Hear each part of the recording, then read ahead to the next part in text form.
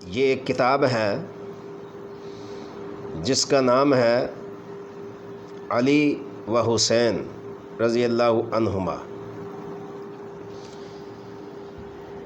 بہت سارے لوگ یزید کے بارے میں طرح طرح کی رائے قائم کرتے ہیں۔ آج علمی طور پر میں یزید کے بارے میں کچھ بتانا چاہتا ہوں۔ اس کتاب کے مصنف قاضی اطہر مبارک پوری، جو کہ بر صغیر کے ایک معروف اور مشہور مؤرخ ہیں، تاریخ دان ہیں، جنہوں نے یہ کتاب لکھی ہے، اور یہ کتاب 1960 کے قریب لکھی گئی ہے۔ قاضی اطہر مبارک پوری کو یہ کتاب لکھنے کی نوبت کیوں پیش آئی؟ اس وقت ایک شخص تھا جس کا نام محمود احمد عباسی تھا۔ اس نے ایک کتاب لکھی یزید کے حق میں۔ اس کتاب میں محمود عباسی نے یزید کو امیر المومنین کہنا تو درکنار، ایک خلیفہ برحق کہنا تو درکنار، یزید کو حدیث کا راوی ہونے کو ثابت کیا ہے کہ یزید کی طرف سے حدیث بھی روایت ہے، اور یزید کی وہ تعریفیں کی ہیں کہ البدایہ والنہایہ کی عبارت کو توڑ مروڑ کر پیش کیا، اور تفسیر ابن کثیر کی عبارت کو قطع و برید کر کے اس نے ہر عبارت سے عبارت کی جزیات کو لے کر یزید کی تعریف کرنے کی ناکام کوشش کی ہے۔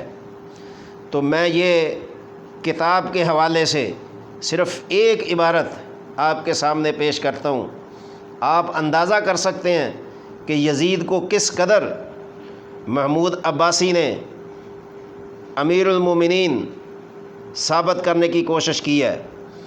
اور یہ محمود عباسی، اس نے یزید کے حق میں جو کتاب لکھی اس کا نام ہے خلافت معاویہ و یزید۔ ہمیں خلافت معاویہ میں کوئی اعتراض نہیں ہے، نہ صرف مجھے بلکہ پوری دنیا کے مسلمانوں کو، پوری دنیا کے علماء کو، پوری دنیا کے مورخین کو، پوری دنیا کے دانشمندوں کو حضرت امیر معاویہ رضی اللہ تعالیٰ عنہ کی خلافت پر کوئی اعتراض نہیں ہے۔ وہ امیر المومنین ہیں، وہ صحابی رسول ہیں، وہ نبی پاک صلی اللہ علیہ وسلم کے وہ صحابی ہیں جن کے لیے بار بار سرکار دو عالم علیہ السلام نے دعا ارشاد فرمائی، اور حضرت امیر معاویہ کی خلافت عین رسول اللہ صلی اللہ علیہ وسلم کے حکم کے مطابق ہے کہ آپ نے فرمایا تھا، معاویہ جب تمہیں حکومت ملے تو اتقوا اللہ، اللہ سے ڈرتے رہنا۔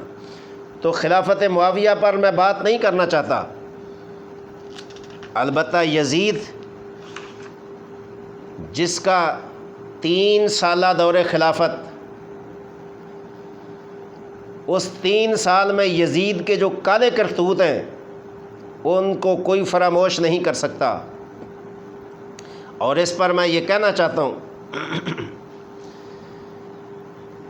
یزید کو اس کے اعمال کے نتیجے میں اس کو برا کہا جائے اور اس سے تجاوز نہ کیا جائے۔ آج ہمارے اندر یہ بڑی بدقسمتی ہے، اگر کوئی شخص یزید کے بارے میں کوئی نرم لفظ استعمال کرتا ہے تو اس کو بڑی آسانی کے ساتھ ہمارے کچھ لوگ ہیں جو یہ ڈنڈورا پیٹنا شروع ہو جاتے ہیں کہ تو یہ تو وہابی ہے، یہ تو دیوبندی ہے، یہ تو فلاں ہے، یہ تو فلاں ہے۔ لیکن یزید کی اصلی حیثیت کو دیکھنا ہے کہ یزید ہے کون، اور اس میں ان لوگوں کو بھی نشاندہی ضروری ہے کہ اگرچہ یزید نے وہ کام کیے جو نہیں کرنے چاہیے تھے، اور یزید کے وہ کرتوت جو اس کو نہیں کرنے چاہیے تھے، لیکن اس کے باوجود تاریخ کا کوئی انسان یہ ثابت نہیں کر سکتا کہ یزید کا خاتمہ کفر پر ہوا ہے یا ایمان پر ہوا ہے۔ جب لکھا نہیں ہے تو پھر ہمیں حد سے تجاوز کرنے کی ضرورت نہیں ہے۔ تو میں وہ عبارت جو محمود عباسی نے یزید کے حق میں البدایہ والنہایہ کی لکھنے کی کوشش کر کے یزید کو ایک مومن ثابت کرنے کی کوشش کی ہے، وہ آپ کے سامنے رکھنا چاہتا ہوں۔ محمود عباسی کیا کہتے ہیں؟ کہتے ہیں کہ ایک مرتبہ، یہ علامہ ابن کثیر رحمۃ اللہ علیہ کی عربی عبارت کا ترجمہ ہے، کہتے ہیں خلیفہ نے شیخ عبد المغیث سے سوال کیا کہ یزید پر لعن کیا جائے یا نہیں۔ انہوں نے جواب دیا کہ میں اس یزید پر لعن کرنے کی اجازت نہیں دوں گا، کیونکہ اگر میں اجازت دے دوں، یہ لعنت کا دروازہ کھول دوں، تو لوگ ہمارے خلیفہ پر لعنت کرنے لگیں گے۔ خلیفہ نے پوچھا وہ کیوں؟ شیخ نے کہا کہ اس لیے کہ وہ خلیفہ بہت سے منکرات پر عمل کرتا ہے، مثلا یہ اور یہ امور۔ پھر شیخ نے خلیفہ کے سامنے ان منکرات کو گننا شروع کر دیا، پھر جو خلیفہ سے وہ منکرات سرزد ہوئے تھے۔ اب دیکھیں، یہ ایک عبارت ہے، عربی کی عبارت کا ترجمہ ہے، جس پر شیخ عبد المغیث جو ہیں ان سے سوال کیا گیا کہ ہم یزید پر لعنت کریں یا نہ کریں، تو انہوں نے کہا کہ میں اس کی اجازت نہیں دیتا کہ یزید پر لعنت کروں اور اس کا دروازہ کھول دوں۔ یہ محمود عباسی کی عبارت ہے جس پر انہوں نے یزید پر لعن کرنے کو اس بات کے ساتھ مشروط کیا کہ اگر یزید پر لعنت کی گئی تو گویا کہ اور لوگ بھی اس پر لعنت کریں گے۔ اب اس کا اصل جواب کیا ہے؟ اس میں یہ لفظ ہے جس کا ترجمہ محمود عباسی نے اپنی طرف سے کیا ہے، اور اس میں اس نے یہ کوشش کی ہے کہ یزید کو اچھا انسان ثابت کرے، اور حالانکہ اصل عبارت جو ہے وہ اس میں یہ ہے کہ ایک عربی دان جو عربی کو سمجھتا ہے وہ بھی یہ جانتا ہے کہ یہ ترجمہ بالکل غلط ہے۔ اصل ترجمہ یہ ہے کہ میں اس پر لعن کرنے کی اجازت نہیں دوں گا، اور اس اجازت نہ دینے کی وجہ شیخ نے یہ بیان فرمائی کہ اگر میں یزید پر لعنت کا دروازہ کھول دوں تو لوگ ہمارے خلیفہ ناصر پر لعنت کرنے لگیں گے، اور اس سے بغاوت کا چشمہ پھوٹ پڑے گا۔ پھر خلیفہ سے سوال کیا گیا کہ وہ کیوں؟ تو شیخ نے فرمایا کہ اس لیے کہ خلیفہ فلاں فلاں منکرات پر عمل کرتا ہے، اور اس کے صاف معنی یہ ہوئے کہ یزید بھی منکرات پر عمل کرتا تھا، خلیفہ ناصر بھی ان منکرات پر عمل کرتا ہے۔ اس نے اگر ان منکرات کی وجہ سے جن پر یزید عمل کرتا تھا میں یزید پر لعنت کرنے کی اجازت دے دوں تو لوگ خلیفہ ناصر پر بھی لعنت کرنے لگیں گے۔ اب یہ امر غور طلب ہے کہ آیا کہ اس سے اس کی تعریف نکلتی ہے یا اس کی تنقیص؟ اس سے تو زیادہ سے زیادہ یہ ثابت ہوتا ہے کہ یزید پر لعنت نہ کرنی چاہیے، مگر اس سے یہ کیسے ثابت ہوا کہ یزید منکرات پر عمل کرتا تھا یا مستحق لعنت نہیں تھا اور بہت پاک باز تھا، بلکہ اس کے خلاف یہ ثابت ہوتا ہے کہ وہ منکرات پر یقیناً عمل کرتا تھا۔ اس لیے جن امور کی وجہ سے خلیفہ ناصر یزید کو اپنے ذہن میں مستحق لعنت سمجھتے تھے، جیسا کہ ان کے سوال کرنے سے معلوم ہوتا ہے وہ خود خلیفہ ناصر میں موجود تھے۔ اسی بنا پر شیخ عبد المغیث رحمہ اللہ نے فرمایا۔ اب یہ دیکھیں، یہ محمود عباسی کی عبارت کا جو توڑ کیا ہے، اس میں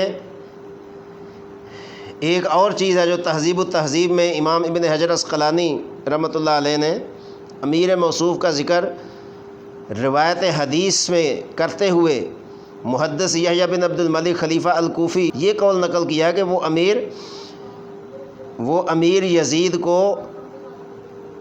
ثقہ راویان حدیث میں شمار کرتے تھے۔ تہذیب التہذیب پر یہ حوالہ نقل کر کے محمود عباسی نے یزید کو ثقہ راوی ثابت کرنے کی جو سعی کی ہے، اس میں لوگوں کو بہت زبردست دھوکہ دیا ہے۔ نہ صرف یزید کو اچھا انسان ثابت کرنا، بلکہ اس نے کہا کہ یزید نے تو حدیث بھی روایت کی ہے، تو لہٰذا جو حدیث کو روایت کرے وہ انسان کیسے خراب ہو سکتا ہے، غلط کیسے ہو سکتا ہے۔